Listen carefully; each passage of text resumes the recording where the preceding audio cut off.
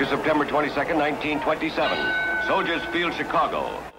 Gene Tunney, world's heavyweight champion, defends his title against former champion Jack Dempsey, the Manasseh Mauler. Tunney trying to stay away from Dempsey, trying to last out the round. Tunney appears to be recovering from that knockdown. He's fast, even though he's been going backwards. His jab is straight and hard. His right cross has the old sting again. There's the end of round 7.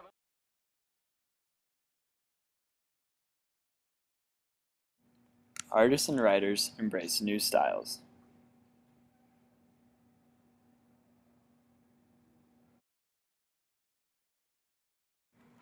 Inspiring heroes and events. Jacob Lawrence, African-American artist, painted the Great Migration. Langston Hughes was an African-American poet. Besides overcoming racial prejudice, Hughes was influential in the black community and stressed that one should be proud of his or her racial heritage.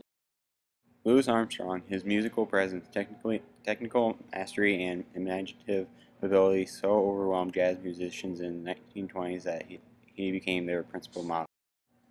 Duke Ellington was a band leader and a piano player. He took jazz to a new level of sophistication and organization.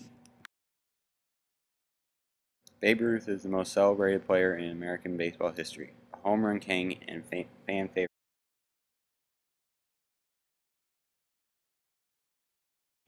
Amelia Earhart was the most famously known for being the first woman to fly solo across the Atlantic Ocean in 1928. What kind of man would live where there is no daring? I don't believe in taking foolish chances, but nothing can be accomplished without taking any chances at all. This is a good explanation of the 1920s. People were spending money on things they enjoyed, such as going to movies. Also, the 20s was about taking chances and enjoying a peaceful time of life.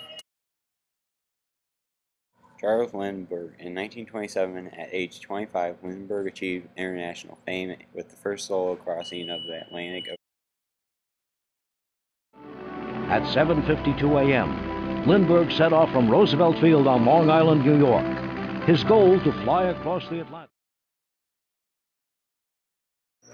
Many of the things people did during the 1920s were attend sporting events, doing crossword puzzles, playing mahjong, dance marathons, flagpole sittings, attend theater performances, and attend movies.